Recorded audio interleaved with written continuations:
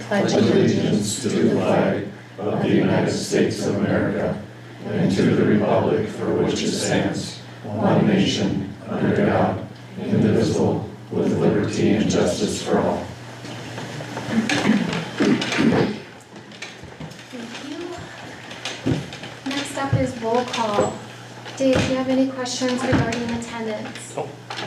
If you haven't already signed in on the piece of paper over there, if you could on your way out, that would be great, just so we have a correct attendance and your spelling. Next up is our agenda approval. Does anyone have any additions or corrections to our agenda approval? I have some corrections under employment. We had someone listed, it's now a strike through, as she's hired as a sub, not as a full-time position, so that's why that has a strike through it. And number 10, we have one of our paraprofessionals doing some additional time to help out with the Pine County Transition Program, so that was added. In my report, I added that there's a community ed advisory meeting under the board committee meetings. If you had seen the board agenda over the weekend, it said the high school principal's report was a written report only, but that should have been the elementary principal, as Mrs. Scullard is coaching tonight. Sarah Severson's flight didn't get her back in time, so her report turned into a written report. And we added number 6 to Jaguar Pride, MHS students at the Hall of Fame banquet. And then each of the resolution, G, H, and I had to do some cleanup as I was using language from an old resolution that had to be cleaned up. So those are now updated. Does anybody have any questions? If not, I'm looking for a motion to approve the agenda. I'll make a motion. I'll second. There's a motion and a second. Is there any discussion? All in favor say aye. Aye. Opposed? Motion passes 7-0. Next up is open forum. The rules for open forum. There are 3 minutes per speaker. Open forum shall not take more than a total of 15 minutes. No complaints about individual staff members, about students, or about other persons are permitted. All presenters will conduct their business in a manner that meets community standards for decorum. The board will not take action on items presented in an open forum. Did anyone sign up? Nope. Does anybody wish to speak? All right, then we will move on to the consent agenda. Has anything been added to the consent agenda? Under employment, number 8 was taken off, as she's been hired, but as a sub and not as a full-time position. And then number 10 was added this afternoon. Are there any questions regarding the additions and corrections? If there are not, then I am looking for a motion to approve our consent agenda. I'll make a motion. I'll second. There's a motion and a second. Is there any discussion? All in favor say aye. Aye. Opposed? Motion passes 7-0. Next up are the bills. If you have questions on the bills, please state the bill number and the page number. Does anybody have any questions on the bills?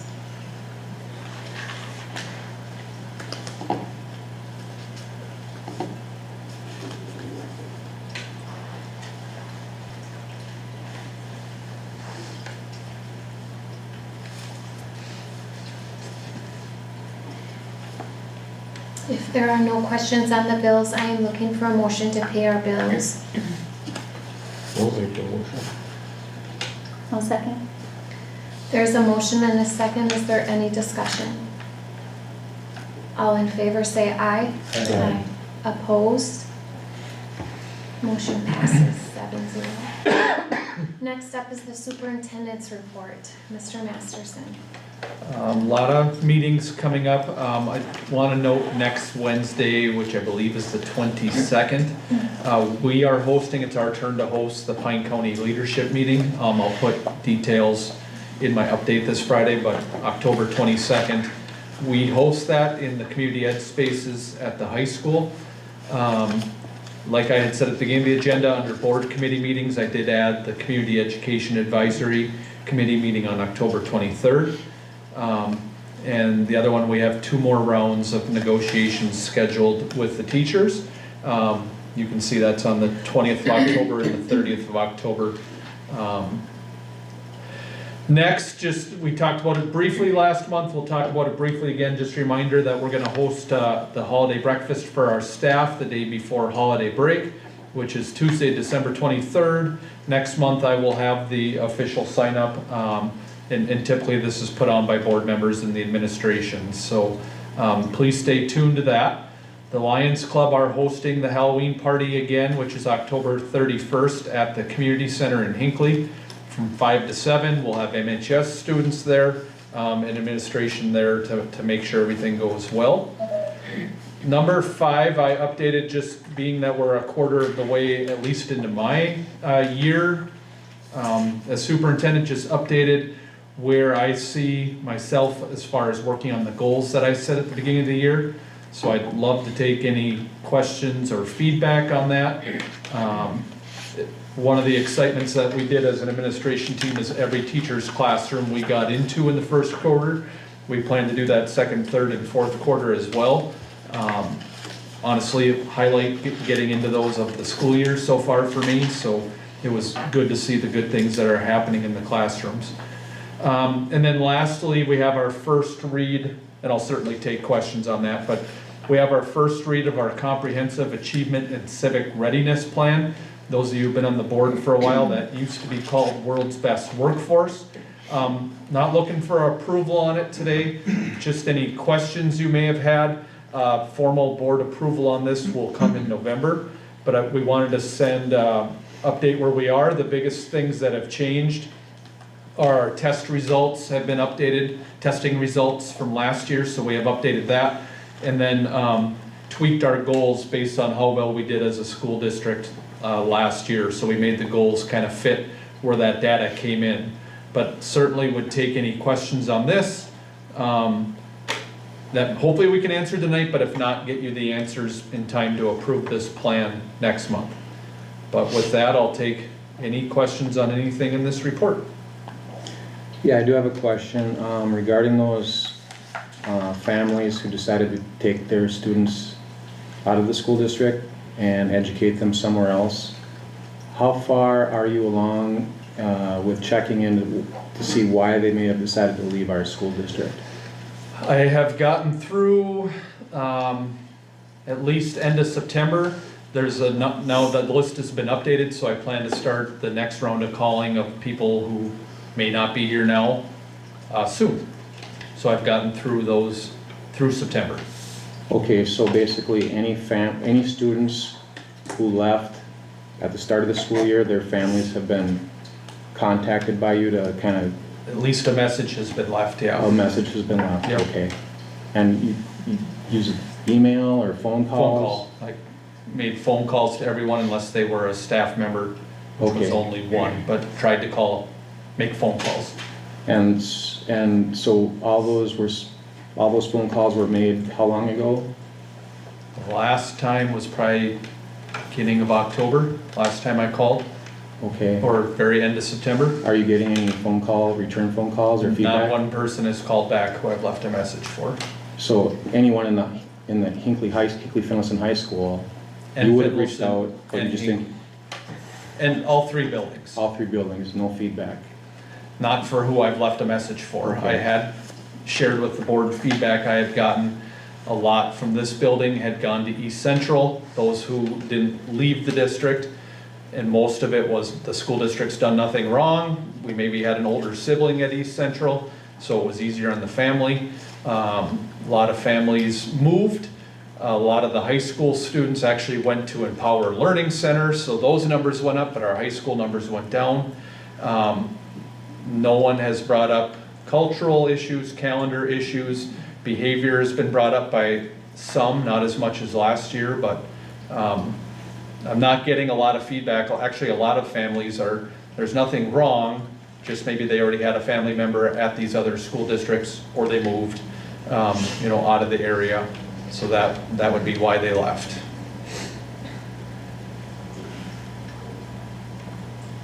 Thank you.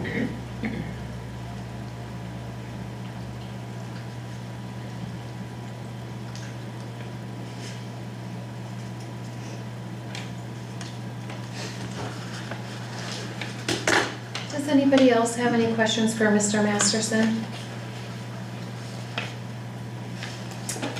Great, thank you, Mr. Masterson. We're gonna move on to high school principal report. Mr. Lattimore. Thank you. Good evening, board.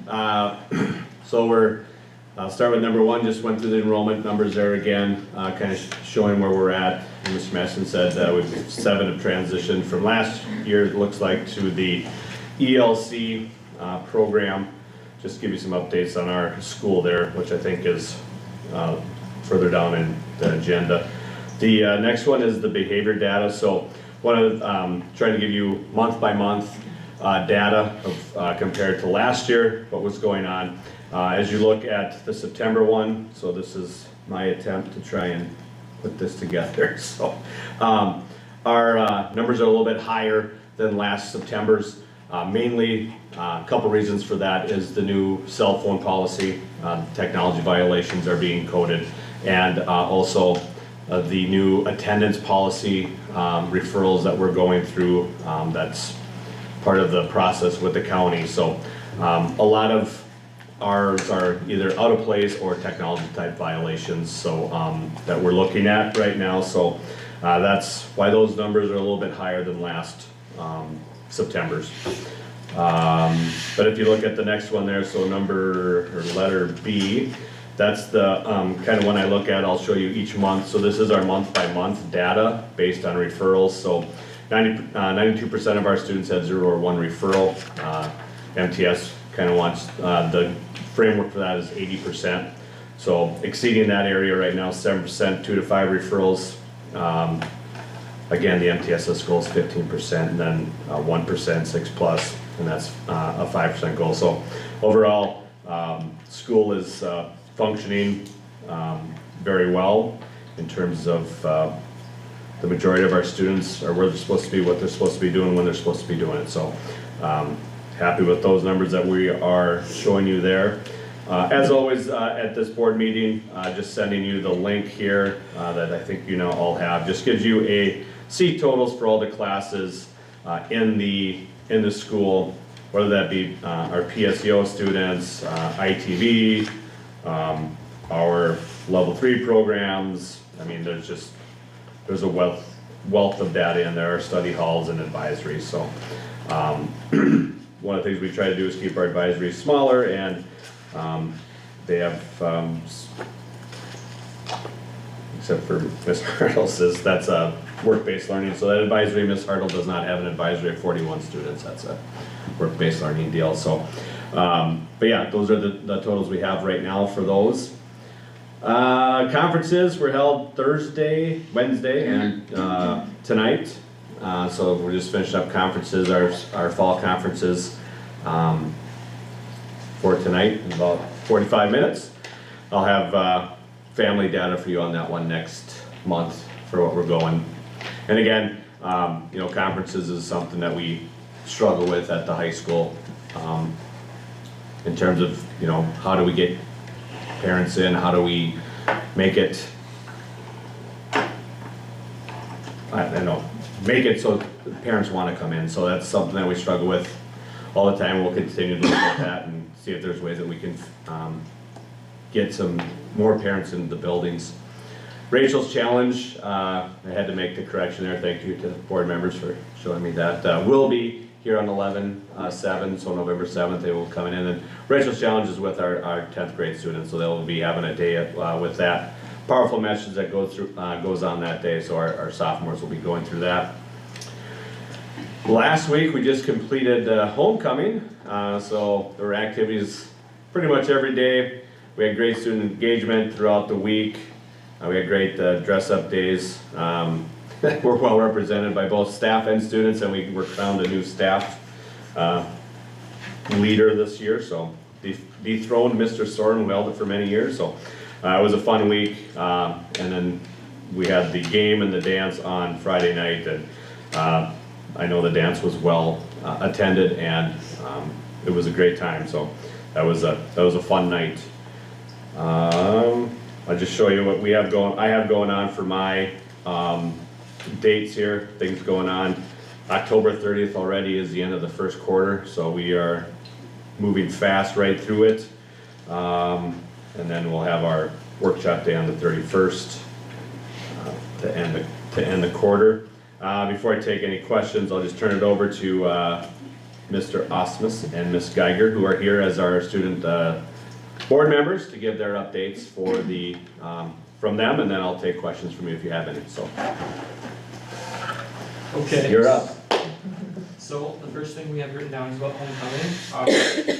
We had our coronation on Monday. Ethan Martin and Neela Faye were our king and queen. There was a volleyball tournament. It was well attended and everyone had a blast. Thursday, students were able to buy snow cones at lunch. They were very good. And then Friday was a very busy day. We had Pet Fest and the afternoon activities. Then there was the parade, tailgating party, a football game, and we commend the staff involved with the dance. It was a huge success from the standpoint of attendance and participation. It was a fun yet exhausting week, thanks to all the teachers and admin who helped make it possible. Extracurriculars, volleyball had 2 wins at their tournament a couple weekends ago. They are currently playing right now against Barnum. Should be almost done with their first set probably. And then the girls had an opportunity to attend the Gophers volleyball game Saturday, where they beat Ohio State. The cross-country girls had a big win at Royalton last week on Tuesday. Everyone continues to make huge time drops and enjoys the cooler weather. Tomorrow, they run at Pine City for the GRC meet. In football, had a recent matchup against Aiken. They scored early but fell behind after that. And then on Wednesday this week, they played their last game of the regular season at Rush. For a concern that school, or we have as members, as lunches, we're working with administration to address some concerns about the school lunches and the proportions being made, or being served. And then on a more positive note, we have foreign exchange students at the school right now. Frau Hudina has organized a great opportunity for the students to get to know international students and to learn about their culture. Many of the foreign exchange students are here for a 2-week stay and they leave tomorrow. And we have all enjoyed getting to know them. And then there's also several staying all year. They're on the sports team, being very involved. They're from South Korea, Poland, Germany, and Spain. And it's fun for them to get to experience the American culture as well. Nice. Any questions for us? Joe, I do have a question. I'm not able to read the numbers for the behaviors for this year compared to last year. What were the numbers? Let me see if I can blow that up there a little bit. 109 and 141 it looks like. Okay. Let me see if I can find it in a different spot. While you're looking for that, can I ask the student members a question? Yes. Haley, you talked about school lunches. Is it what's being served or how much is being served or? A little bit of both. Okay. Some days it's the fact, and I have talked with even Mrs. Severson because she's asked about what, like, as students we want to be eating, and so she gets our opinion of what we want. Okay. So you have communicated with her too. Thank you. Are you getting enough food? it's been better the last couple of weeks, so yeah. I mean, sometimes second lunch it's a struggle, but it's been better recently. And do you know when the fall play is? November 13th, 14th, and 15th. Thank you. Yeah, it's called On the Other Side of Christmas. Thank you. Joe, I had another question for you. Yep. Is the staff cooperating on cell policies pretty well this year or not? Yeah, Okay, good. yeah, we're getting some pretty good buy-in on that too, so that's a lot of, what we did is we set up a Google Groups, so every teacher has basically it's a chat that is linked to myself, Ms. Hartle, Mr. Black, Ms. Hartle, Miss Greenwald, Miss Klein, who's in our reflection room, so if there's anything going on, they can just send it out to us, and, you know, instead of making that phone call, making a big deal out of it, it's just a quick little bit of it, and then we get we get it on our phones, and then we go deal with the situation, yeah, so that's been a big help, and I'm trying to figure this out here. And Joe, that's fine. Maybe you could email that to me Yep. at your convenience. Yep. It's fine. No, I apologize, I usually have my guy from Scred kind of puts that together to me, makes it really nice, so I said, you know what, I'm gonna do it myself this time, and so I'm going back to him, because he makes it look a lot nicer than I do. Mr. Lattimore, will Yes. you actually email it to, Mr. Masterson, and he can send it out in the Friday update, so all the board members have that number You bet. or numbers? And then my question is, in regards to PSCO, do you know how many students are PSCOing this year? I mean, I see by class, but just total students, do you know off the top of your head? I do not know that off the top of my head, I apologize, I don't. I can Can get we that. also get that number compared to maybe the last couple years, please? Do you have it, Mr. Masterson? I'm looking, no, I don't have it on this. Okay. We'll get that for you. Okay, This year versus last year. yeah, maybe even 23 also, please. Does anybody else have any questions for the student, school board members, or Mr. Lattimore? I do have one more question for Joe. Joe, on the school district website, I do see the elementary staff handbook, but I don't see a high school staff handbook. Is there one for the high school staff? Is there a handbook? Yes, for the staff. Yeah, where would I Yeah. find that?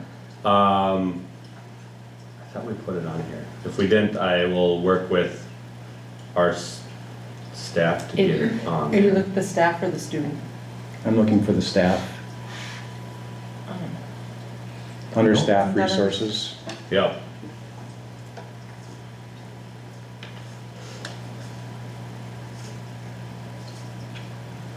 Yeah, we can get that added. Thank you. And you said with the cell phone policy, or the cell phones, that things are going pretty good.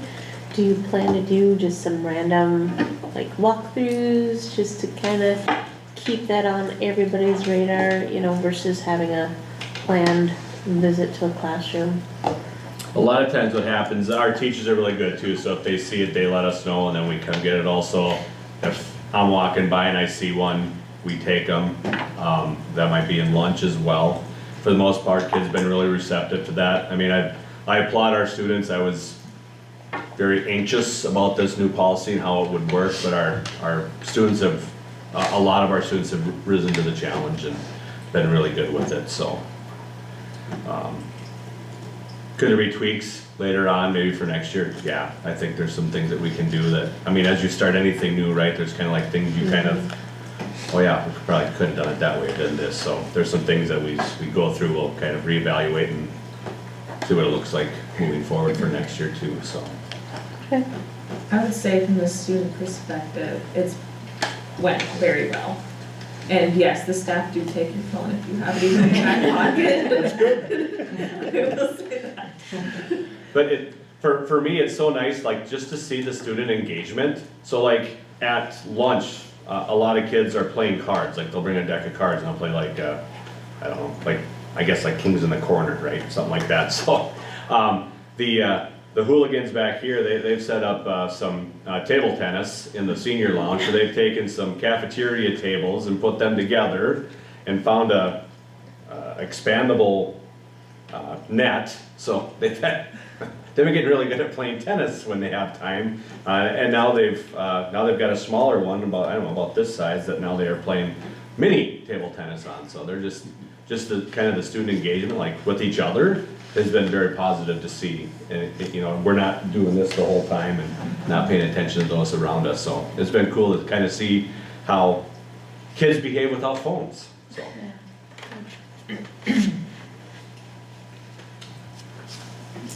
All right, thank you, student, school board members, and thank you, Mr. Lattimore. Next up is our elementary principals report. Does anybody have any questions you want to ask Mr. Masterson, or have Mr. Masterson ask Mrs. Scullard?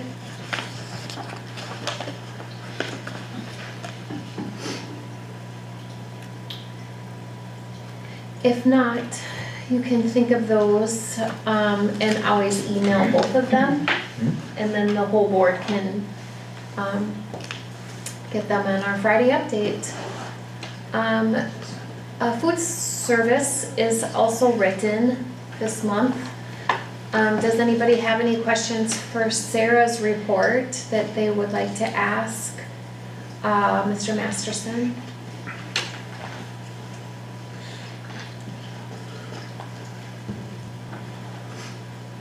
Are we throwing away much food this year? Not that I've heard. Okay. But before we do, would we offer it back to the students? We can't. Can't? They have to pay for it, which, Okay. yeah, that's per MDE. Okay.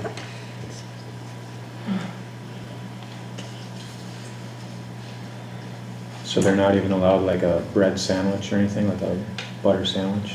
Like if they're still hungry, Yeah, we're supposed to charge them. I mean, okay. I know the elementaries have shared tables to help with that. High school has a la carte, but we're not supposed to do that. Okay, If someone's really hungry, we're gonna feed them and find a way to do that, but we're supposed to charge if they're getting a second meal or even the sandwich. okay. And when we have to charge them, it's then at the adult price, which is $5.05. What's the rationale behind that? It's a great question. Doesn't make much sense if it's just going in the garbage. We try to freeze as much as we can, but a lot of it does end up in the garbage. Another stupid rule that I think is if you bring your lunch, Mhm. you gotta pay for milk, which Is- you're saving the state money, but Yep, but if they just go get a hot lunch, even if they bring cold lunch and throw it all away, that's Yeah. allowed. If all they do is want milk. yeah, Which they could do is Yeah. just go, put your lunch down at the table, go get a hot lunch with a milk, and either A, eat both, or just drink the milk. Yep. Make it make sense to you. no, it doesn't make It's sense. not going to, Leo. But I will say the share table at the elementaries is an amazing thing, because if they don't open their milk, or if it's a whole piece of fruit and they don't eat it, they have a special spot where that food goes, so kids can go get, so that kind of stuff, the prepackaged stuff doesn't get wasted once they touch it, but yes, a lot gets. And we can't do that at the high school legally, right? That's good, I don't know, actually. It's a good question. Oh, there's not a share table there? Mhm. Oh, I would assume we can, if we can at the elementary. Okay. so everything just gets thrown at the high school? Do you know? You don't If know? they don't eat it, yeah. There's probably more table training at the high school. Yeah. than there's- Oh, yeah, I there's a think lot it's of fair to say trades. at the elementary school, it gets used. Whether it's in applesauce or the fresh fruit or cheese sticks, they always do come back and so applesauce is sometimes a little abundance of that, but I think it is, it's a good way to use up that food. You can't just put the trays out there on a share table. Not legally. Okay, we will move on to counseling. Ms. Schoberg is here tonight. Yeah, so good evening. At Hinckley Elementary, we have the SEL Be Good People. Our new hire, Corey, is meeting with all the kids and providing the SEL program. She also is taking over the lunch bunch group, so she's running, I'm doing kindergarten and first, and she's doing second through sixth grade. And so it's two groups in each grade, a group of girls and a group of boys that we meet with during their lunch. As far as mental health services, TSA is, we do not have any therapists in our building. No students are attending day treatment. We do have a therapist that's coming in from Nystrom and Associates, but she has 3 students on her caseload that she comes in and meets with those. Portage's Health are seeing 14 at Hinckley Elementary and 0 at Finlayson. Love the Journey is no longer in. Campus Health, we utilize them when necessary. I think we've called them once this year so far. With the Safety Patrol program, we have approximately 60 kids in that program. We have 16 captains, which are 6th graders, or the ones that came back for a second year as 6th grade. Crossing guard, we have 30, so that would be the first year, and they're usually 5th grade. I think there's 2 from 6th grade that are doing it for the first time. So they're crossing guards, and safety patrol is 18. We're just starting to get underway to do a fundraiser for that program. We try to raise about $7,000 a year to just replenish the equipment, pay for their beverages after their shift, and then their year-end field trips. With attendance, I pulled a report and shared with Bonnie and the team that in comparison, so this year, looking at 3 unexcused absences, we have 0 students that are at that level. Last year we had 8 and 2 education neglect reports were made at this time. The year before there was 9 that had at least 3 unexcused absences or more, and back in 22-23 there was 8. So this year we are at 0. So I think our attendance policy and procedure that we have in place at the elementary school is working pretty good. I think our main goal was just hoping that families would call the school and let us know why their student is being, or the child is absent. So, and if they are absent, Jenny calls every day to all those absences, and I think that's made a really big impact in getting that message out to the families that we really appreciate hearing from them. I think that may be about it from our school. Anybody have any questions? And the high school counselors are at conferences. Oh, sure. I just have one correct question, Kareen. Is TSA not coming in our building, or they just don't have any children to service in our building? I think they do not have a therapist available. They don't have one available to come? Correct. Okay. Same would be at the high school. They don't have a person for either building. Okay. So, does anybody have any questions for Mrs. Schober? Thank you. Mm-hmm.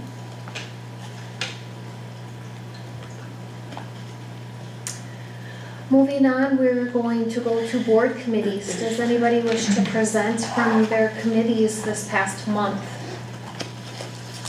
I will. I had a SCRED meeting. We talked about the SCRED strategic planning process. Our superintendents have worked together with SCRED leadership to identify really solid priorities for strategic planning in the coming year. They're prioritizing programming for students, partnering with families, and supporting our educators.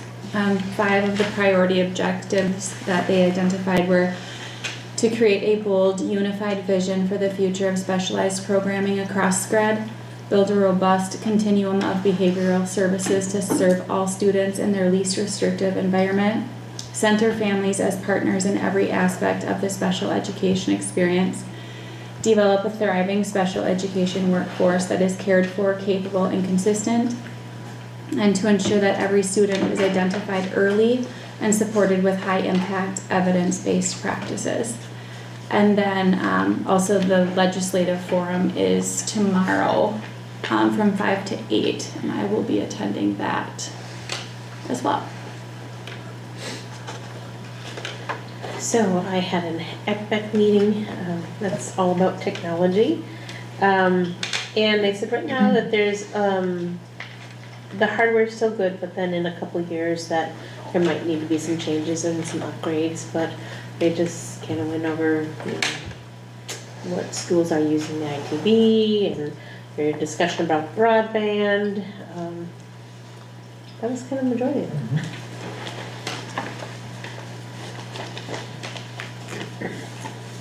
Anybody else?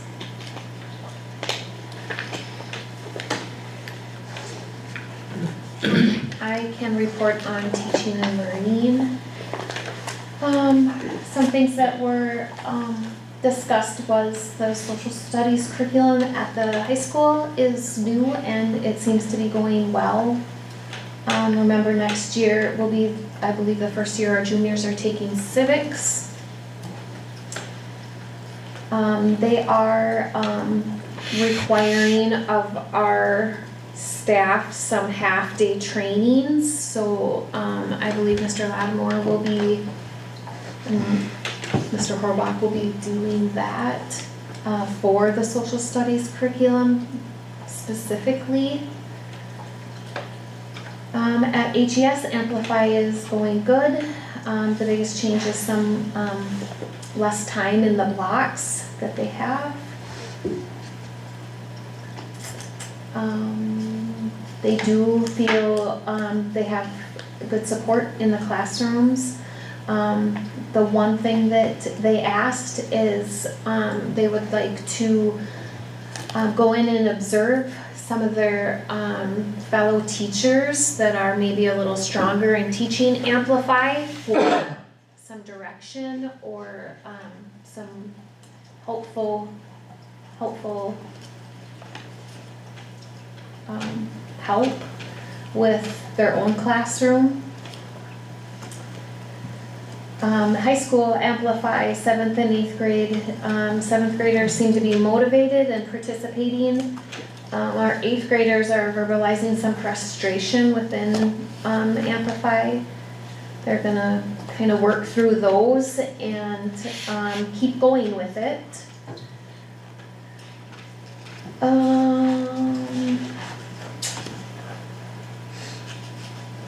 Other than that, I think it all seems to be going pretty well with our curriculum. The only other question that was asked is too much of our curriculum online, and are we concerned with that? I think that will maybe be brought back in the next meeting. I hope there's more conversation with our kids always being on a device for everything. So pretty much sums that up. Teacher negotiations, I think Brian touched on. We are moving forward with 2 more meetings that are set. I think everything is going as planned. Does anybody else have anything from their committee meetings they want to discuss? All right, then we're going to move on to communications. Thank you for sharing. There was not any communications. No communications, so we are going to move on to budget calendar topics, unfinished business. As we'll talk about a little bit down in the agenda, we are reviewing the levy and getting that ready as we get closer to December. Enrollment, you can see our numbers. We're at, as of October 1st, which it has changed in the last 12 days, but our total on October 1st was 817. In September, when I presented, I believe we were at 810. So we did see enrollment go up in that month by 7. You can see how that compares to the previous years. Our budget, again, as a reminder, was built for 825. So we are a little bit below predicted, but better than what we have been in years past. And like I said, enrollment is still changing almost daily. Both Mr. Lattimore and Mrs. Scullard reported current class sizes. Again, I'll touch on levy a little bit now. You can see as of, I guess, last Friday anyway, the maximum levy, if we went and approved it, would be $2,562,331.59, which is a decrease. If the board chooses to do the max in a couple months from now, it would be a decrease of 7.7%, which is about $214,000. I'll talk a little bit more about levy in a little bit. Just a reminder, the board will do that final approval in December, which we'll talk about, but the biggest reason those numbers are falling down is because they're all tied to our enrollment. So as our enrollment goes down, aid and all those categories go down with it. So we can talk more about that when we get to levy in a little bit. Brian, I do have a question. So the driver for the decrease of 7.7 in max levy, is that, did you say due to enrollment? Or? Correct. Yep. Okay. Yep. My question would be regarding, we'll start with enrollment, is, can you get us the numbers, maybe a percent increase, decrease, I'm guessing decrease of, students living in our district, students open enrolling into our district, and students open enrolling out of our district, so we can see the percent change. Can you maybe do 3 years, please? This year, last year, and 23. Yeah. Okay. Do you want to see that just now, or would you like to see that snapshot every month going forward?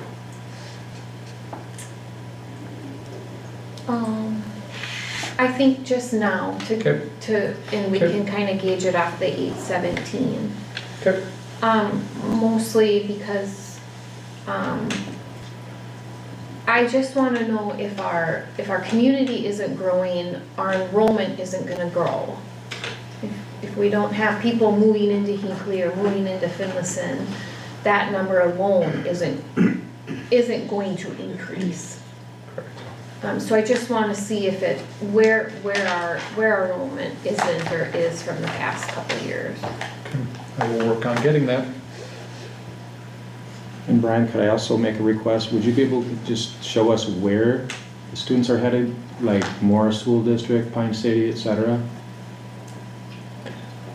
Yes, and we do that, I think we may even do that in November. I always give Okay. you, I can't remember what month it is, but yes, you will see that report where kids are going from our district or where they're open enrolling to. So Thank you. I'll update you Friday what month that report comes.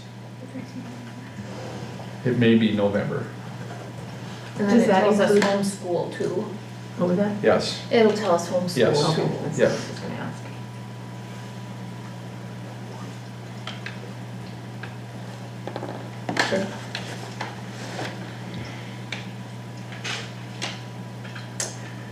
Does anybody else have any other questions? If not, we're gonna move on to policies. I wanted to touch base on the coaching handbook. I'll touch base on the other 4 as well, but I wanted to hit that one first as I am recommending a change from what you saw last month. We talked last month and approved a 4th cross-country coach being added. We have added that coach, but the number at that time we said was 20. I'd like to recommend do nothing different for the current cross-country season, but as we look to next year and going forward, we'd add that 4th coach if we get up to 24 kids rather than 20. Biggest rationale, 20 is just 2 more than what the minimum is for a 3rd coach. So that's the only change I've made to this. Since what you saw as a first read last month, the other ones, at least the changes that I've highlighted in 501, 516.5, 524, and 537 are all statute changes that came out of the last legislative session. But I believe Mr. McKee wants to make some recommendations on policy 524. Yes, hello everyone. If you focus your attention to section 5, item number 7.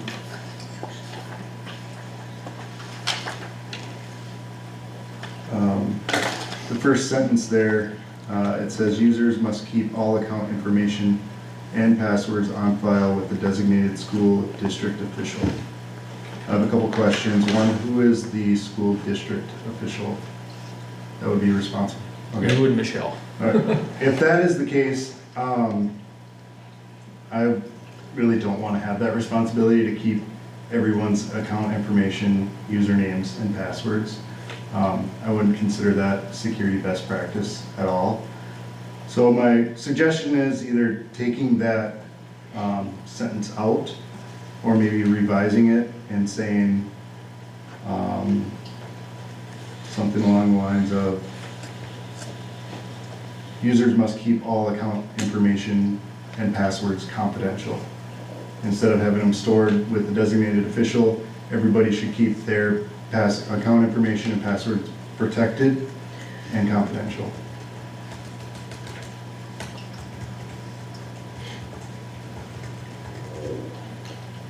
Is there a reason why you would have staff knowing access information? I think that's an older policy and that's never been changed. A lot of school districts are moving away from that and not wanting to have that responsibility when it's not considered best practice to know anybody else's account information. And we could still get into any device if we have to without knowing those things. Staff or student if we had to. Okay. We could still get into those devices even without knowing their passwords. In a lot of our systems, they do have administrative access level permission, so certain admins can have oversight of that whole system. There might be scenarios where we couldn't access that. In that case, a system would just get wiped and we wouldn't need to gain any of that information. But we do have retention policies and things set with our Gmail, Google Docs, and our Drive to where we can access those files if there were anything, any need to access that information. Yeah. But if anything was on like a local machine, we would have the ability to reset that password and log in. So I don't think there's any need for us to be responsible to have anybody's account information. We typically don't, and we'll shy away from that. And I might add something in there to keep those passwords or any account information not written down anywhere for anybody else to access. Or saved on your device? For only your eyes to see, yes. And I can suggest some verbiage there. It doesn't need to be anything set in stone right now. But I typed it as users must keep all account information and passwords protected and confidential, which I think hits kind of what you're saying. Do you have to reset passwords like on a certain interval? Yes. Okay, Yes.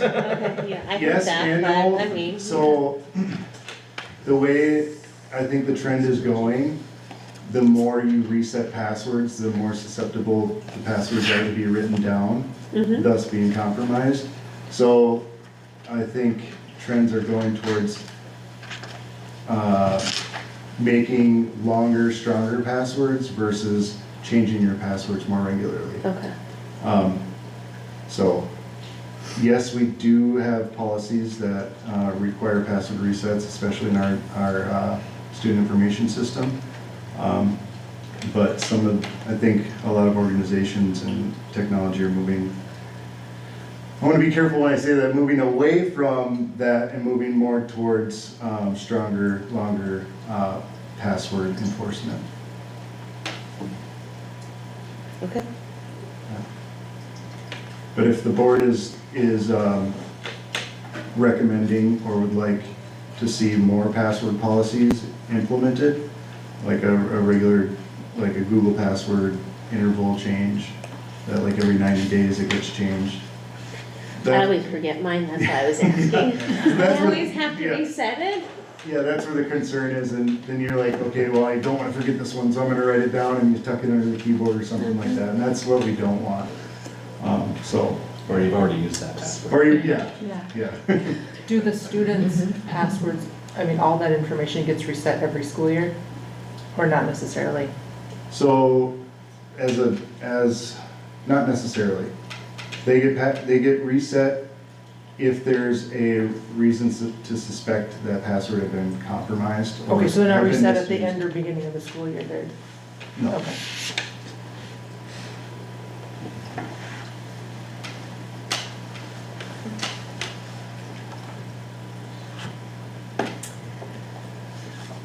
All right, so first, does anybody have any other questions regarding any of the 5 policies?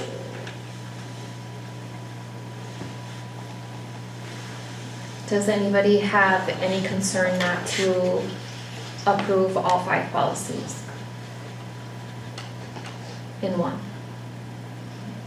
If not, then I am looking for a motion to approve policy 309, the coaching handbook, policy 501, the school weapons policy, policy 516.5, overdose medication policy, policy 524, internet technology and cell phone acceptable use policy with the changes made tonight, and policy, are we just changing it to It will 534? go to 534, correct. So the new policy number will be 534, school meals policy. I'll make a motion. I'll second. There's a motion and a second, is there any discussion? All in favor say aye. Aye. Opposed? Motion passes 7-0. Next up is JAG Pride. Does anybody have anything to add to Jaguar Pride? So with the community ed and the boys football, they did go to play at US Bank Stadium. Oh, Do you usually like head in community ed stuff or, We can put that in there. cause I know that Kelsey and Eddie worked hard on that. Congratulations to the youth football program for playing at US Bank Stadium. Mhm. They had 2 wins and 1 loss. And getting 2 victories. Does anybody else have anything to add?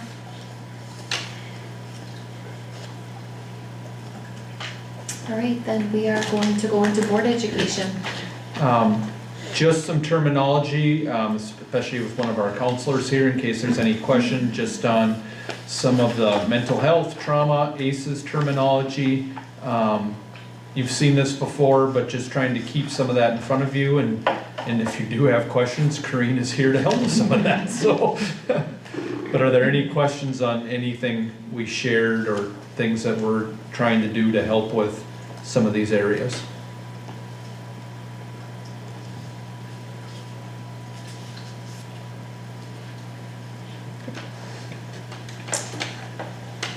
All right, if there are no questions, we're gonna continue to move on to the levy update. I'll start with the top tab, levy notes number 1. This is our general levies and aid and ratio. This is where I broke down the total number we talked about by each category. And down at the bottom, kind of put definitions of what each of those categories are, whether it's local optional, long-term facilities, our operating capital, achievement integration, career and tech, equity. There's also some numbers about the leases we have, which is the Scred lease, the additional gym at the high school. We're part of the Vision lease. We get some Safe Schools funding, which helps pays for our school resource officers. Reemployment we levy for, which helps with unemployment costs during the school year. But you can see, similarly to what we talked about just a little bit ago, that our numbers are down compared to where they were at this time last year. We're continuing to look at that. Ehlers is helping us with this. Ehlers has advised Bridget and I that everything looks like it should. Maybe not as much money as we'd like, but everything is reporting accurately. But are there questions on this first tab with these general levies and aid ratio? Again, most of the numbers are going down because it's all tied to our enrollment.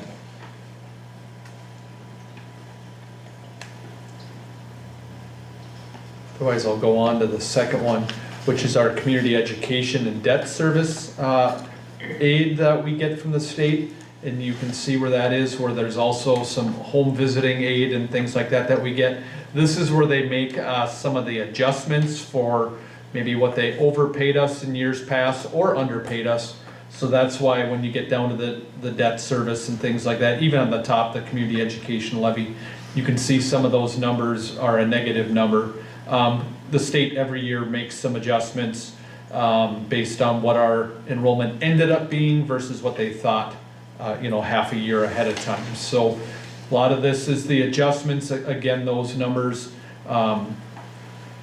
are changing based on enrollment, things like that, but also based on adjustments from previous years. So these ones are not all tied to enrollment. They're also, well, they are, but they're tied to adjustments from previous years as well. You can also see the definitions for some of these categories down at the bottom. But really, as far as the levy, like I've said, kind of all meeting, most of our funding is going down because our enrollment goes down. Next month, a month prior to the board approving it, I'll come with some options that the board could consider. Typically, one of the options is always levy the max. And then the board historically has either asked myself or previous superintendents to look at some places where maybe we could under levy. So Bridget, myself, Ehlers will work on that. We'll present some options next meeting, take some feedback. Would the board like to see any other options? Then Ehlers will come do the full presentation in December, the truth and taxation hearing, which is also open to the community for input, things like that. But the one part that I would share is even if the board does decide to levy the max, it does look like a 7% decrease from what last year would have been. But are there any questions on levy, these numbers, anything you'd like me to research in the next month before we talk about this again?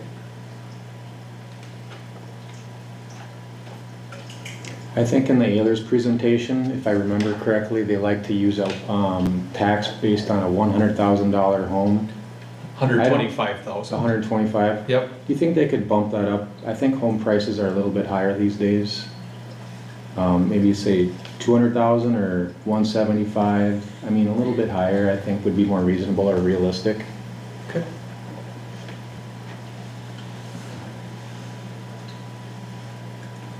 I can ask them to do that. Thank you.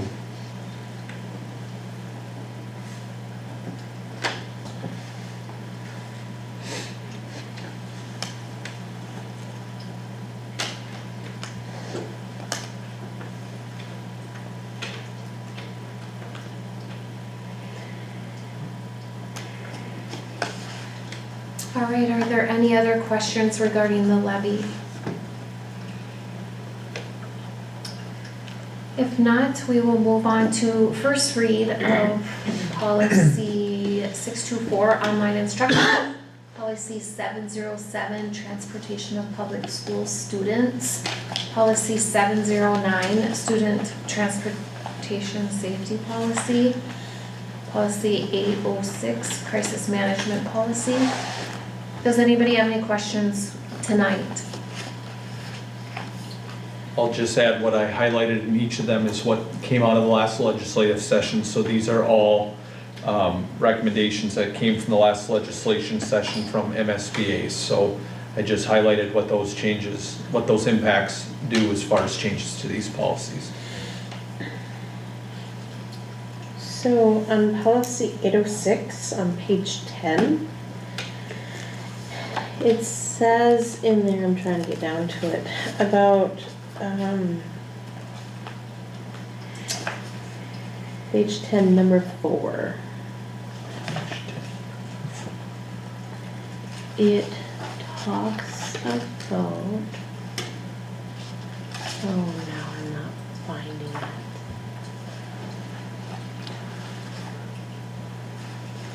Oh, sorry, H.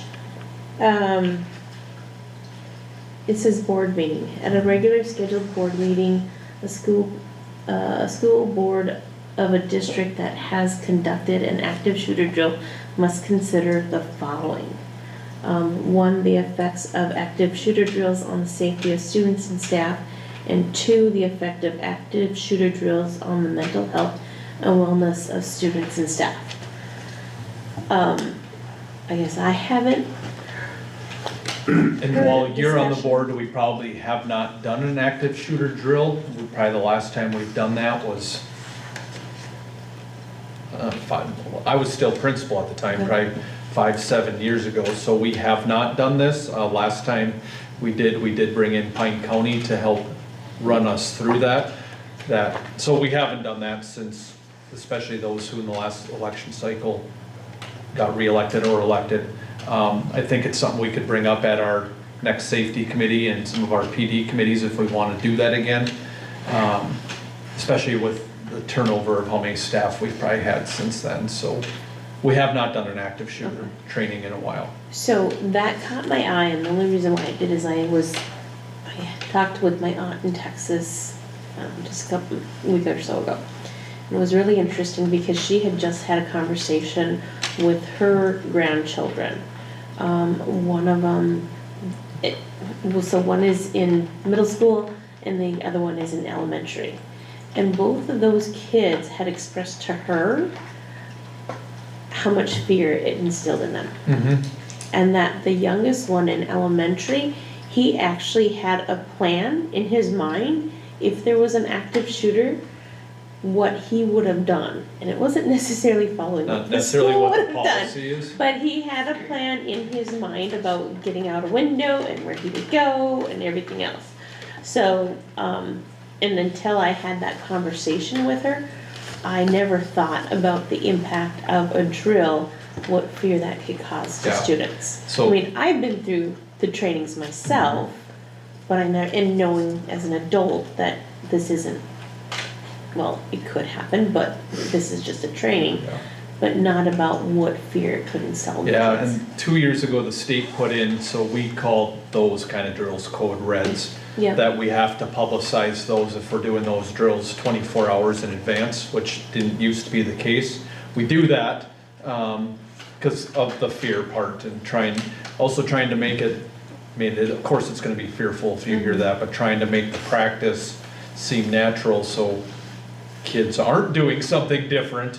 We're also looking at, which is some of what the statute changes were, looking at the I Love You Guys Foundation to see if we can change up our language and our procedure to make it cleaner. So that is something we're also looking at to more streamline our verbiage and our procedures. And then to practice, I mean, to practice as often as necessary to have as much comfort in those situations as possible, which of course they're not gonna be comfortable, but trying to make them so it's not, oh, what do we do? But, so we are working on that. Okay, yeah, and I did look up both of those programs actually, since they were out here. I Love You Guys is used by a lot of schools in our area. I think Rush City uses it, Pine City, I believe, has some of that verbiage as well in their plans, so. I had it at North Branch. It's Yeah. good, so.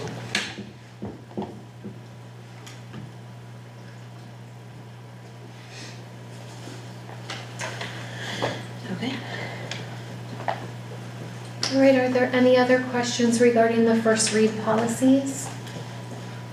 If not, send them to Brian before next month or ask next month. Next up is our expenditures. You can see first, just year-to-date where we are with all spending, where we've spent about 15% of the approved budget, and this is again as of September 30th, which was about 25% of the budget year. And then it's broken down similarly by each of the funding sources. Again, as expected, community education's a little bit higher, and capital's a little bit higher as in summer months, beginning of the year, there's some more events happening in community ed, and capital, we have spent, well, 63% of what we thought, which was planned, because we try to do most of that in the summer. I would expect capital to be near 100%, if not November, December, as the gym floor project should be near complete and paid for by then, as well as some things going on in the Fine Arts Center. But otherwise, are there questions on any of that or things that you'd like to see more of as far as how we're spending in each of these funding categories? Is the gym project done? No, they're supposed to come in this week to finish. There's still one more threshold to put in, and they have to drill the volleyball standards in the side courts. But Keith said they're coming this week. So are we using it right now? We are using it for FIED and volleyball, just these standards are the cross courts in case we ever had youth in there, things like that. We were okay to do C-team and FIED in there, but they need to finish it. Okay, thank you. we're not gonna pay the last part of the bill until it's finished, so.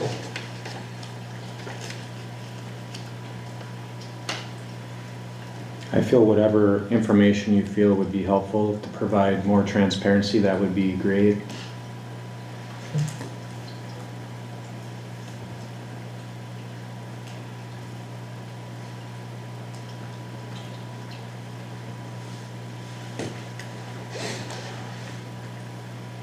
I mean, obviously, like, transportation's gonna go down quite a bit when the bus is paid for. Right? This that is, what this is our day-to-day cost. The bus that we're buying was is, flat?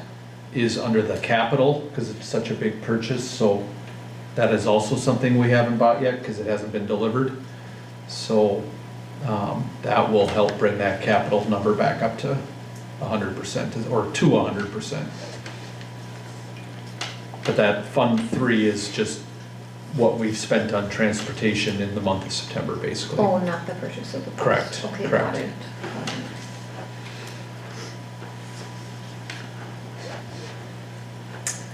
Next up is meet and confer. I met with the HFEA president and meet and confer. It's to talk about non-contractual things. And the president's not able to be here as conferences just ended. I do think he may be coming for later part in the meeting, but he and I met, very positive meeting.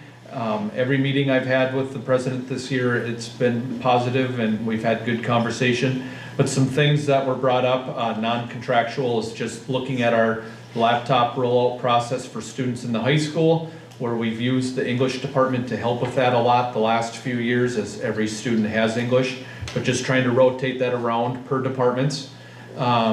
We talked about beginning of the year communication with meetings that happened during workshop week to make sure everyone knows.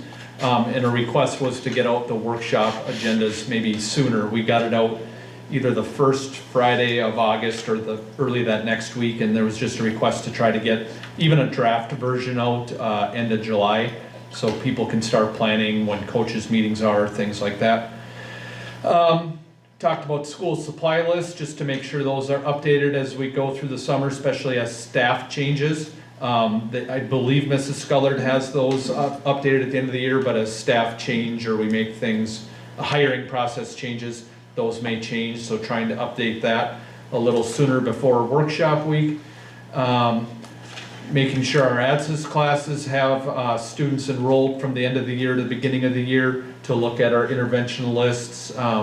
So those kids are getting the interventions they need right off the bat.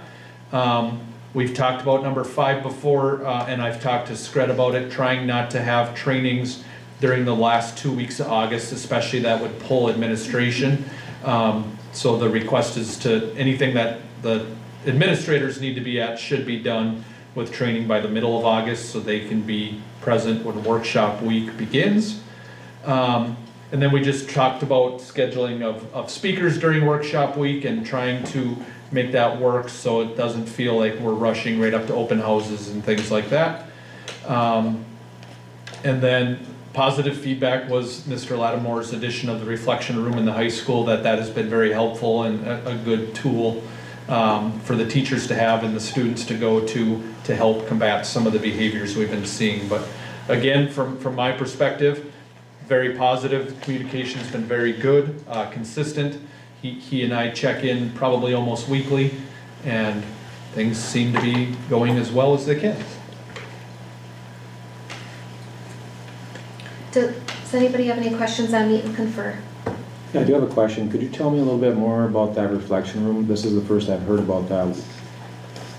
So what we have is the reflection room is a place where if a student is kind of in that minor, not major incident in the classroom, it's a place where they can go to reset. So we're looking at behaviors that are not SPED related. So we have we call it a processing room for students with an IEP. They have a place where they can go to kind of get recharged, reset, to be in the classroom. What the reflection room does that for our general education students. So that's a place where they can go to reset, figure out what they did wrong, figure out how they can correct those mistakes or whatever it was. Then also the restorative piece of that is to try and get that relationship repaired between student and teacher.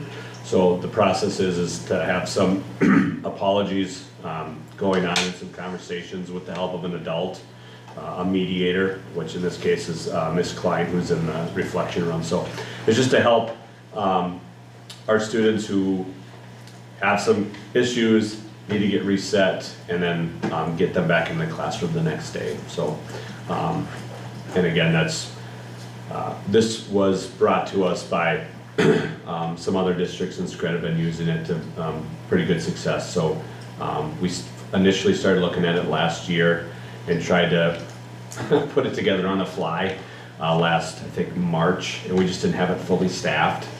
So this year it was a concerted effort to have someone staffed in there. So it's been going well. Where is it located? It's on the 4th floor. So again, where do you see a lot of your problems? Those 7th, 8th, 9th graders, right? Just those those years are the tough years, right? So we wanted to house that on the 4th floor next to our 7th graders, close to our 8th graders. So it would be just a spot where like, oh, you need to go across the hall to room 401. So it's the old computer lab, I think. So it wasn't a computer lab when I got there. It was so. science last year, Science last year, yeah. And then we turned that into. beginning of the year. Yep. So is there like a clear outline for, how to do referrals for the teachers?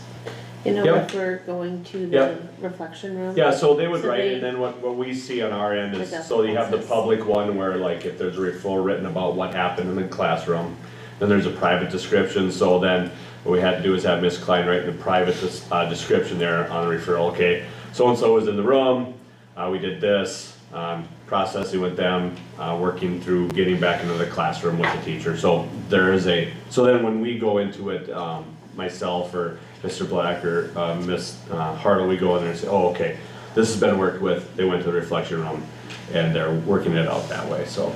So staff know how to use it and know Yep. how to make the referral? Yeah, well, yep, so we had some, I guess not training, but some information on it, but then again, it's using it. So learning how to use it, so I think for the most part, most of our staff is on board with using it.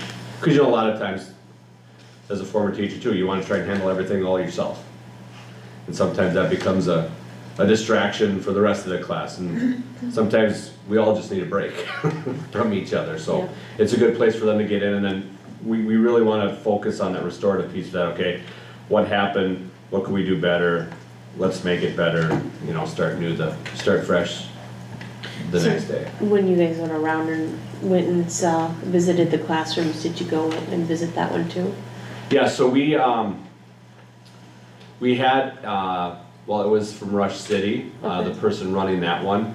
We had, and Nick Van Oss, who works at Scred, we had him helping us figure out how we're gonna streamline it for us. Like I said, we wanted to put it together last year. Yeah. And it just didn't work very well just because of the staffing and, but this year we were able to get it staffed. And, so we worked with, so we spoke with, the person, and I forget her name, who runs it at Rush City. We talked to her last year, we talked to her again this, in August, with Miss Klein, to go through the process with that too. Yeah, but didn't the principals and superintendent, didn't you visit all the classrooms? Yeah, I don't Did think there you- was any students in there when we Oh, walked by okay. that time. Because I was just curious, Yeah. your observation. Yeah, I don't think there were any students. No, that not day. when we were doing our walkthroughs. Yeah. No, I didn't. Nobody was taken up. No one said when we were in there, like, okay, you gotta go take a break in the reflection room. So it's the size of a full classroom, is that right? Yeah, but we don't get, I mean, I think 5 is the most we've had in there at Okay. one time. Like, we're not gonna put 25 kids in there. I mean, if it becomes too much, like, that's why we have that Google, or groups that we use, like, hey, I've got a couple in here, can someone come and grab so-and-so? Yep, we got them, and then we'll take them and process with them as well, so.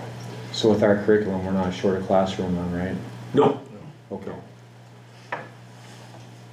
no, that was the one thing. So the science moved, actually the chemistry moved back down to the chemistry lab. And then biology is on third floor, so we do have enough Okay. classrooms, yep. We did not sacrifice a classroom for it, for that Sounds room. good.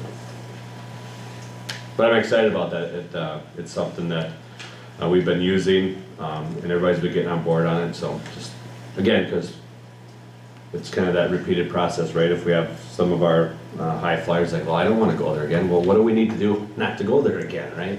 What do we need to do to be successful in class? And that's how we try and make that is, okay, how are we going to be successful?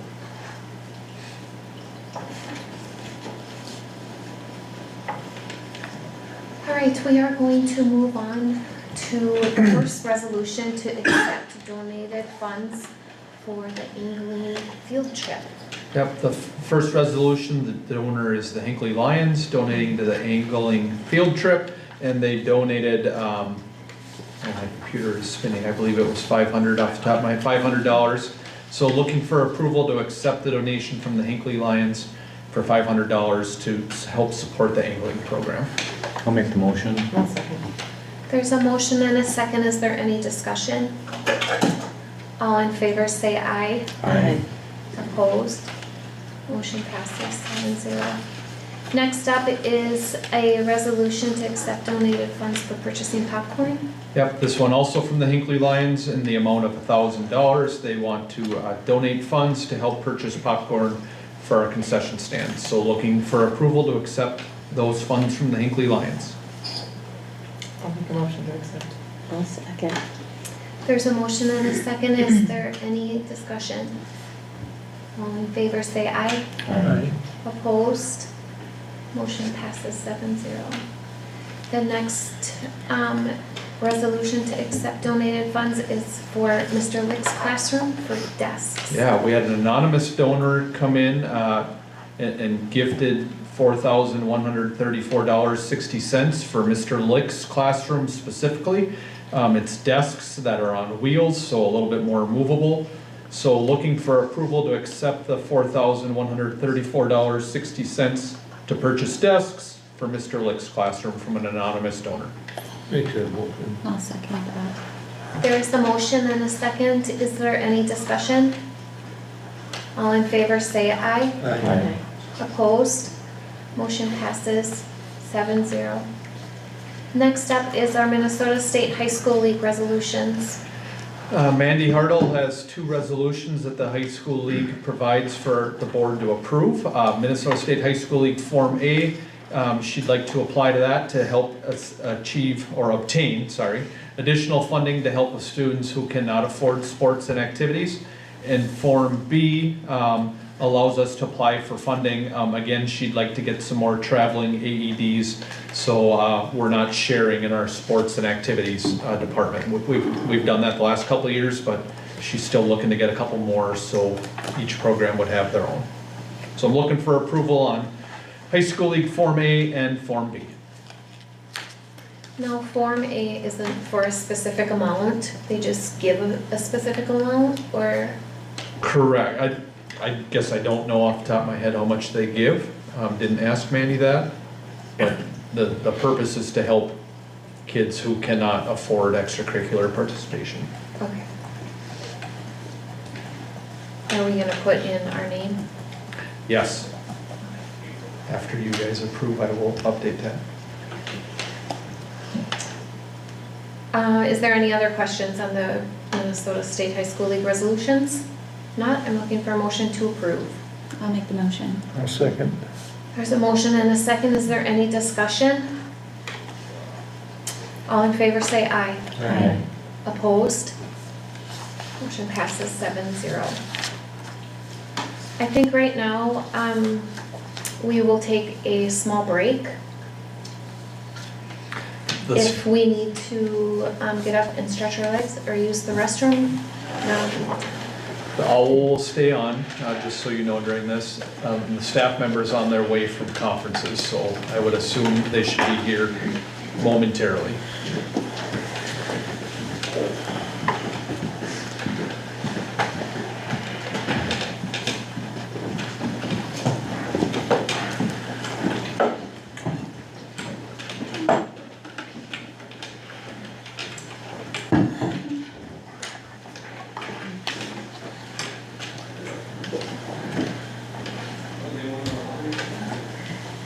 Positive. Good, good, how are you?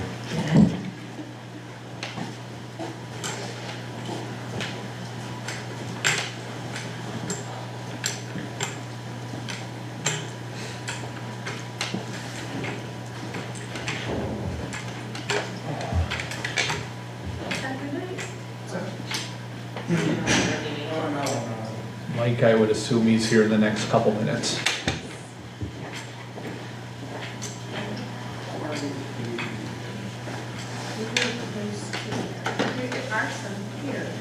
Did you see them? Yeah.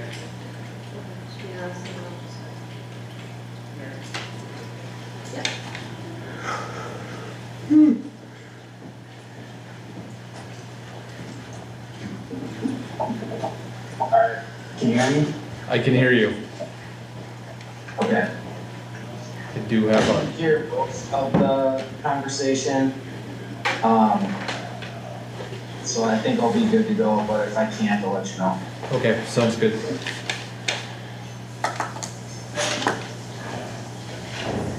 So,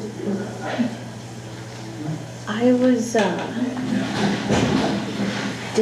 looking at statistics on the deed website, and I pulled up information for Pine County, but I can send you the link on there, because I think on there, it has some information about like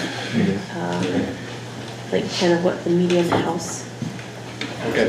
might be, so maybe that would be helpful for you. There was something else, it had population numbers on there. Okay. So it is from 2024, so fairly recent, but I can send that to you. And maybe that would be helpful, just because I know, I think there's information on there that, both Jody's had. And Toby.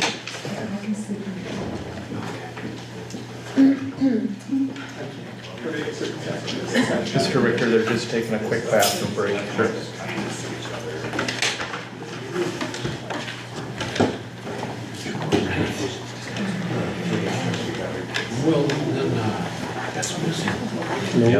Hey, just wanted this to be Thank you. annoying.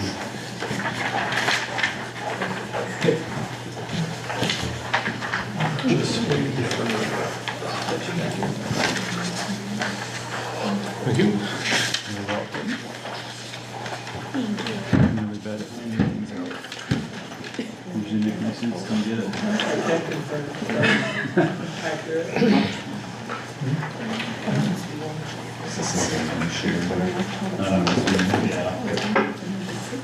I'm sure you're doing.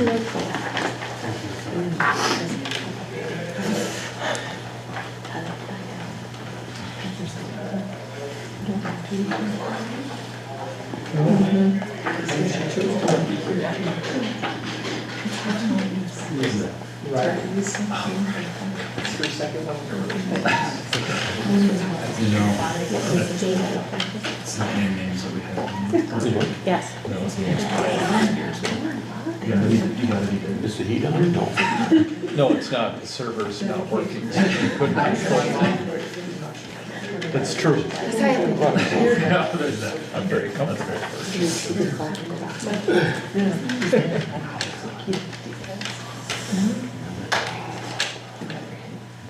I had to rebuild the server. Johnson Controls is gonna be configuring it tomorrow.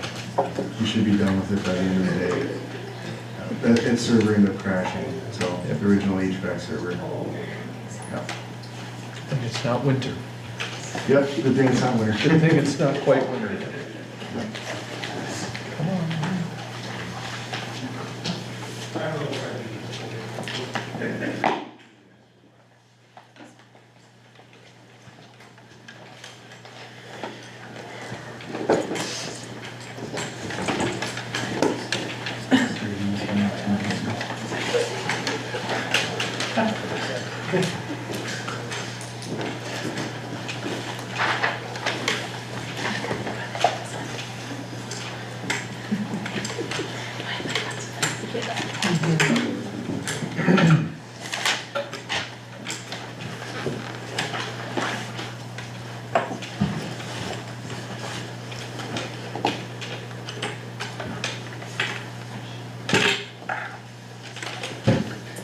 All right, next up on our agenda is a grievance hearing. The school board will hear a level 3 grievance. You may go ahead, Mr. Richter. All right. I've got 2 pages here, so try to get through this. For several years, beginning in 2018, 2019, I fought against being forced to host the regional art show. An assignment I never volunteered for and repeatedly asked 3 different athletic directors to reassign to another school.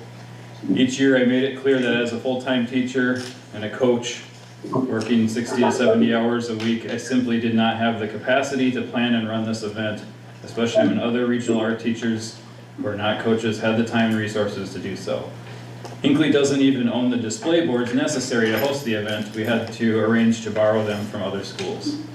Despite my objections, the district repeatedly insisted that I continue hosting it. Some years I was coaching morning weight room, advising yearbook, coaching varsity softball, raising 5 kids at home. When exactly was I supposed to organize a regional art show? I documented in 2022 with the district that the job took close to 40 hours of my contract time, as well as 18.75 hours outside of contract time. My emails show many attempts to address this, asking for fairness and relief from this duty. It's also important to note that Minnesota's visual art standards do not include hosting public or regional art shows. My standards revolve around student learning, creating, responding, and connecting through art. All of this makes this an extracurricular duty, not an instructional one. Therefore, it is subject to additional compensation via the contract.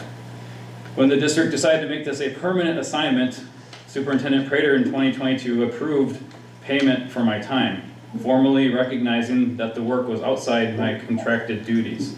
Superintendent Masterson continued that practice in 2023. Then in 2024, after again requiring me to organize the show, even during my bereavement leave for my father's death, when my wife and family came in to help set up, the district abruptly refused payment. I completed the work under the reasonable assumption based on past practice and basic labor law that compensation would continue. 6 weeks after the show ended, Masterson finally informed me that they never intended to pay me for this project, one that took months for me to execute properly. Requiring an employee to perform duties outside their contract or beyond paid hours without compensation is illegal under Minnesota wage law. Additionally, once an employer establishes a past practice of payment, that practice becomes a binding condition of employment unless changed through formal notice and or bargaining. Ending it without notice or negotiation violates the Minnesota Public Employment Labor Relations Act and other state and federal laws. In Masterson's written rationale, he portrays me as having free power to negotiate my own pay for the art show. If I truly had the power he claims, we wouldn't be here today. I ask that the union raise this issue both during the 2021 and the 2023 bargaining cycles. In the important 2023 bargaining cycle, the district responded with bad faith tactics, assigning the duty, then declaring it worth 0, even deleting it off of the offer sheet, which we came to open forum over in December of that year. According to law, any role must be compensated at least a federal minimum wage. My 30 pages of email that I turned into the district show repeated attempts to resolve this through proper channels over the years. The pattern is unmistakable. I had no authority to set my own pay, and I got no response from those who did. Superintendent Masterson has also argued that I was already paid through a $100 stipend from the Great River Conference. Legally, that argument fails. Under both state and federal law, only the employer, in this case the Hinckley-Finlayson School District, can pay wages for assigned work. It is law that a third party cannot legally satisfy that obligation. I did not forfeit my district pay or bereavement benefit because an outside organization had its own stipend policy. And if this stipend truly existed before 2024, that raises another question: why was this the first and only year I ever received it? If the GRC has set aside funds that were meant for the host teacher, where did they go in prior years? These inconsistencies only strengthen the conclusion that the district's denial of pay was both unlawful and unethical. Now I'll admit that I made 3 mistakes. First, I didn't file my grievance within the 20-day window outlined in the contract. As you will notice, it is no longer June of 2024. But Superintendent Masterson's misunderstanding is worse. He seems to believe that a contractual timeline can override state and federal law. It cannot. The grievance rule exists to keep internal matters timely, but not to erase legal obligations. Federal laws outrank the contract. Under both the Fair Labor Standards Act and Minnesota statutes, employees have 2 years to recover unpaid wages and 3 years if the violation is willful. I am fully within that legal window. The second mistake I made is I assumed the district would participate in ethical and lawful bargaining. The third mistake I made is I assumed Masterson respected federal labor law. My requested compensation is minimal, considering the 30 pages of emails documenting a clear pattern of retaliation and the fact that my bereavement leave, which carries a value of arguably hundreds of dollars, was effectively stripped away.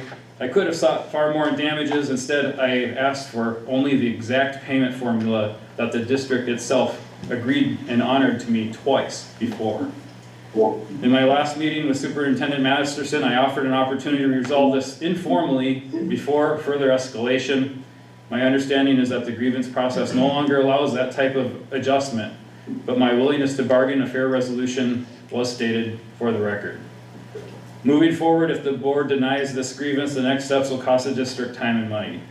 Arbitration is the next step according to the contract, but moreover, federal and state wage laws still apply, and I have every right to pursue this through the Minnesota Department of Labor and Industry, if necessary. My preference is to resolve it here with integrity before it reaches that point. The Department of Labor and Industry exists exactly for situations like this one, where the small and the weak have an infraction against the larger and more powerful entity. I'd simply ask the board to consider whether these documented violations could hold up under state or federal labor law. In closing, I'll be honest, I'm exhausted. This entire process has been exhausting. Sacrificing my family's grieving for a job that I assumed would be compensated, then to have that compensation secretly removed is dehumanizing on so many levels. This is a pivotal point for the district. Will you honor state and federal laws? Or will you tell your employees that you can boss us around and that our time and our grieving is of no concern or value? Those of us in education spend our days fixing today's world while building the next one. It's hard work, it's exhausting. I ask that the board recognize the gravity of this decision. This is about respecting the labor rights in this country, rights that define morality and protect every single one of us in a society from abuse by the hands of those that feed our families. That's my statement.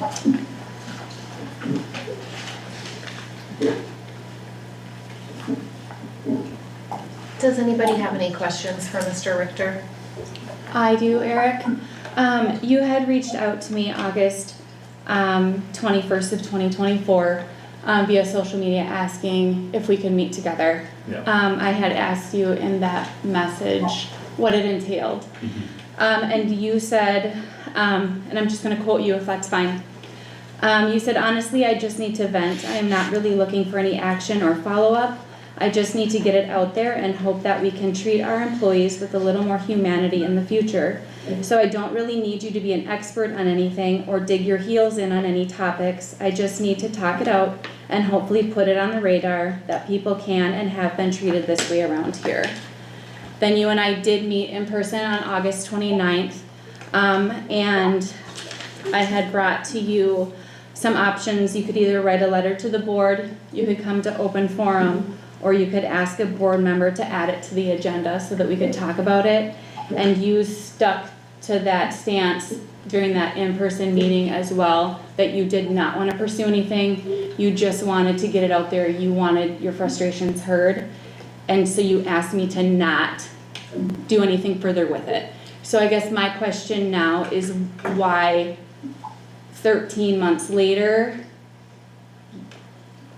why you decided no? I hadn't spoken to a lawyer or accountants yet that filled me in on the legalities of this. My time as union president at that point was 7 years in. I was aware of contract language, but when you have friends and family that are lawyers, they're like that. It's utterly undescribable how many laws were broken.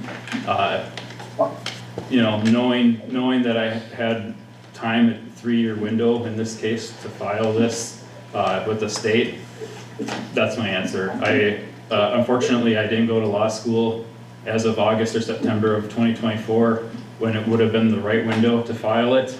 I did not have the knowledge that I have now, so that's my answer. My question is, it is your guys' obligation to follow labor law, so you could have also done something at that point. You asked me not to, so. So federal labor law, the employer needs to know the labor laws. The onus is actually on the employer. I do cite that in my papers. So like when I came in over my bereavement, the employee is allowed to not know all the laws. It is on the obligation of the employer to say, wait, no, don't come in and work over your bereavement.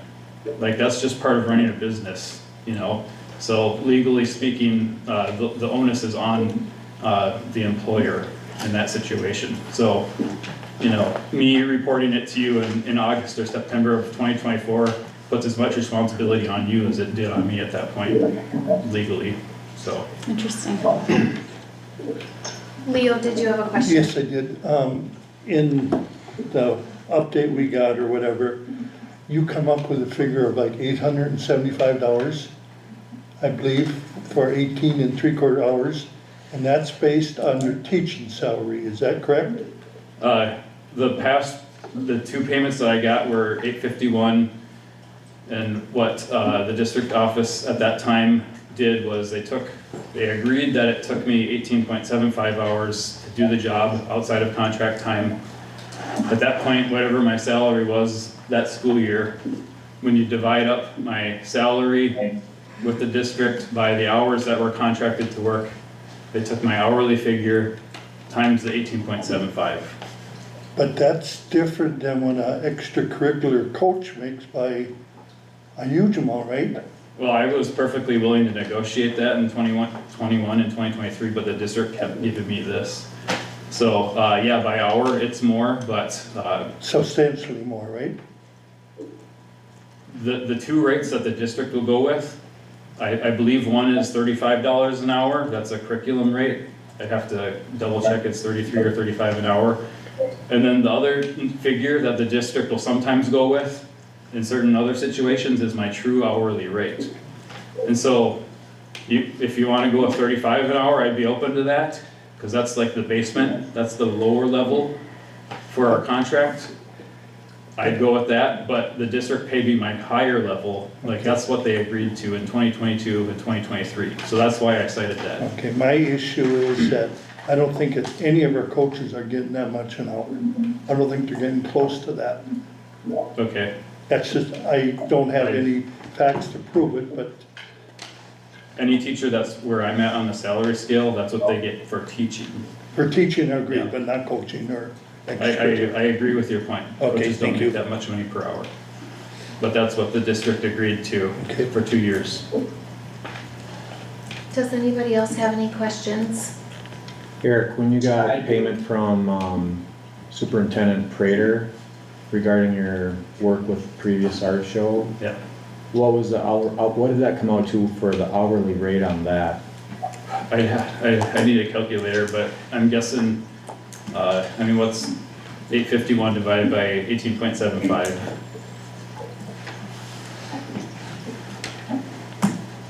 48 or something like that, probably. 45, okay. So that was like my true hourly rate that school year. Sure. Since then I've gotten more master's credits, I've aged up on the, so that's where that comes from.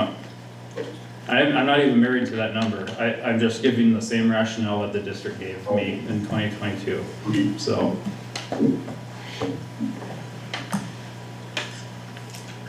And what's the total amount that you're asking for? So in my request, I simply took the 18.75, and I took that number, the hourly number, because that's what the district agreed to for 2 years.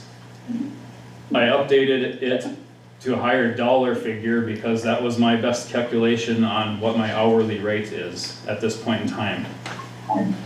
So I was, I'm getting paid more an hour now because I have more education and more teaching experience, but I would go with the curriculum rate, which is much lower, 35.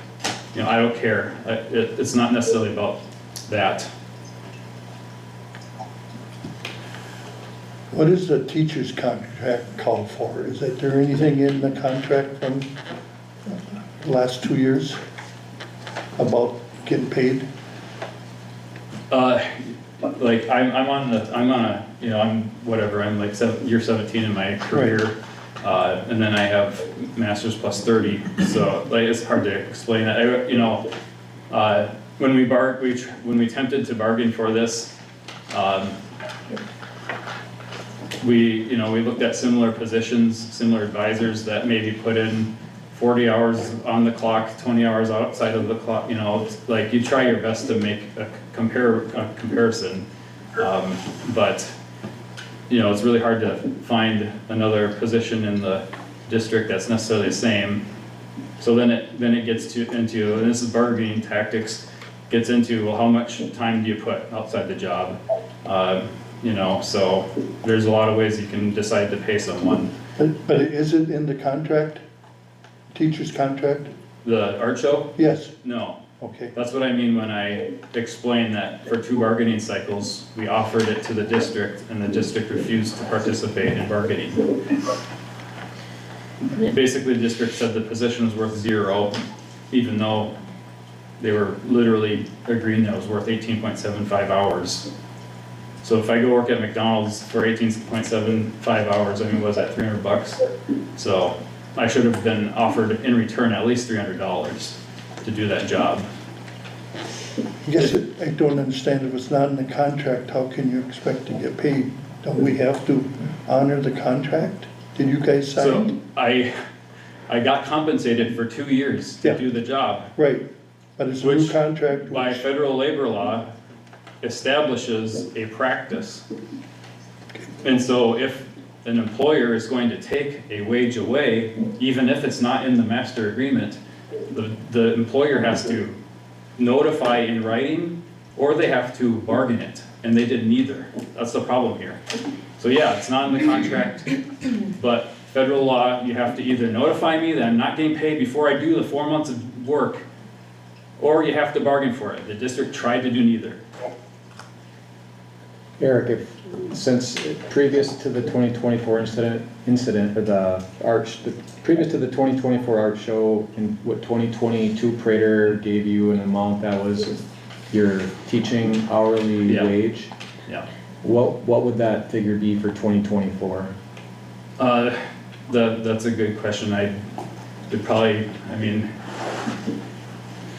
be around 50 an hour. Okay. I'd have to go back and look at the history of the contracts. So if it's 50 an hour, that would mean $937.50 is what you're asking for? Ballpark. I'm a bad negotiator here. I'd take the $35 an hour. Like, it's just the time, I did the time. There's labor laws that I should have gotten something in writing. The district should have attempted to negotiate. If they weren't willing to pay me to do the job, they should have said that I don't have to do it. That's labor law. So. Mike, did you have a question? Well, I wanted to ask if Eric could provide copies of the cases, the opinions that are cited in his level 3 grievance. I cross-checked those and I couldn't find them, and I'm just hoping Eric can maybe give us copies of those so we can read and review them. Copies of what, sorry? Can you say that again, Mike? I didn't have my volume up very high. The case laws. Uh-oh. You have copies of the case laws that were Hold cited? on, I muted you, Mike. Can you say that again? Copies of case laws? Can you hear me now? We can hear you now. All right. On page 5 or page 2 of the level 3 grievance, there are 5 cases that are cited, and I tried to search for those in our system or in our legal research system, couldn't find them. So what I'm hoping is that Mr. Richter could provide copies of those opinions for us to look at, to take into consideration. I'll have to get back to you on that, I don't have that on me. Well, we'd like to see that if possible, because we have, 10 days to respond, 10 working days. So if you can get that to us in the next few days, that'd be very helpful. You've cited labor law a number of times, but I couldn't find the majority of the cases you cited here, and I would like to review those opinions. Make sure I'm assessing your legal arguments. Okay.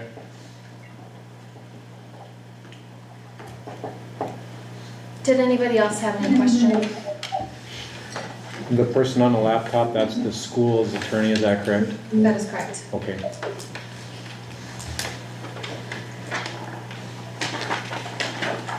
If there are no other questions, then I am asking for a motion to go into closed session.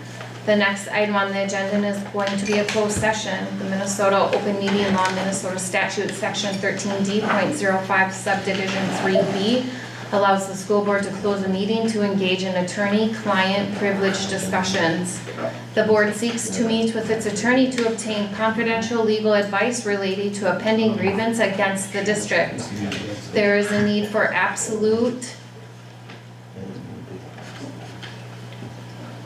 confidentiality because the district's position would be compromised if such discussions took place in public and could be overheard by adverse parties.